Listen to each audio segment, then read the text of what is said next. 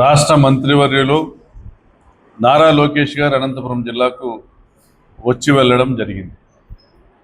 తదనంతరం జరిగిన పరిణామాల్లో వారి వద్ద జరిగిన చర్చల్లో అంతకుముందు ప్రభుత్వం వారికి అందజేసిన నివేదికలో తోపుతుర్తి ప్రకాష్ రెడ్డి అనేవాడు అనంతపురం జిల్లా కేంద్రంలో ఉండి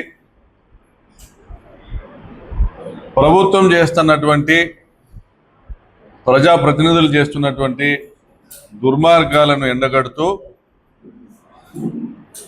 ప్రజలను రెచ్చగొడుతున్నాడు అనేటువంటి విధంగా ఒక నివేదిక వాళ్ళకి అందజేయడం జరిగింది. సో ప్రకాష్ రెడ్డి అనేటువంటి వ్యక్తిని అనంతపురం పరిసర ప్రాంతాల్లో తిరగనీయకుండా రిస్ట్రిక్ట్ చేయాలనేటువంటి ఒక నిర్ణయం తీసుకోవడం జరిగింది. మరి నారా లోకేష్ వచ్చిన తర్వాత నాకు తెలిసి బహుశా 14వ తారీఖు 15వ తారీఖు ఆ నిర్ణయాన్ని ఇంప్లిమెంట్ చేయడం జరిగింది. నారా లోకేష్ గారి మౌఖిక ఆదేశాల మేరకు జిల్లా ఎస్పీ గారు తోపుతుర్తి ప్రకాష్ రెడ్డి యొక్క అంగరక్షకులను తొలగించడం జరిగింది.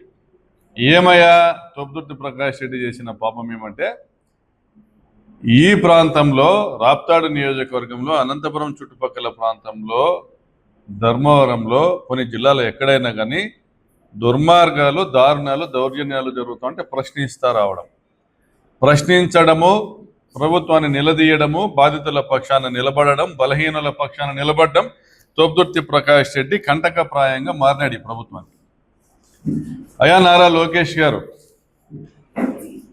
మీరు మొట్టమొదటిసారి మంత్రి అయినారు. మీరు ఈ అవకాశాన్ని సద్వినియోగం చేసుకుని ప్రభుత్వంలోని లోటుపాట్లు గమనిస్తా పరిపాలనలో మీరు చేస్తున్నటువంటి పొరపాట్లను సరిదిద్దుకుంటూ మీ నాయకులు కానీ మీ శాసనసభ్యులు కానీ వారి అనుచరులు కానీ చేస్తున్నటువంటి తప్పులు ప్రజల్ని ఏ విధంగా బాధ పెడతా ఉన్నా ఇబ్బంది పెడతా అనేటువంటి విషయాన్ని గమనించి సవరించుకుంటూ పోతే మీకు భవిష్యత్తు ఉంటుంది.